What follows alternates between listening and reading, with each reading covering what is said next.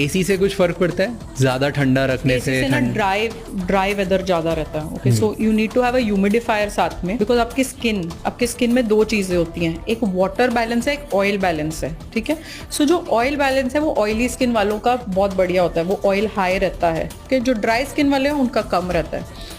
जो water balance है ये इंडिपेंडेंट चीज है। सो जिनका ऑयली स्किन है they can also feel dryness, उनको फिर भी खींचापन लग सकता है स्किन पे अगर उनका वाटर बैलेंस कम है। डिहाइड्रेटेड स्किन हो सकती है। सो एसी लगाने से डिहाइड्रेटेड स्किन ज्यादा हो जाती है, वाटर बैलेंस कम हो जाता है और स्किन फील्स वेरी खींचा खींचा एंड ड्राई। सो एसी में फिर अब बैठना चाहिए फुल टाइम कि नहीं बैठना चाहिए? नहीं बैठना चाहिए। अगर बैठना पड़े देन आपके साथ मॉइस्चराइजर्स होने चाहिए, आपको उसको सुबह शाम यूज करना चाहिए जब आप एसी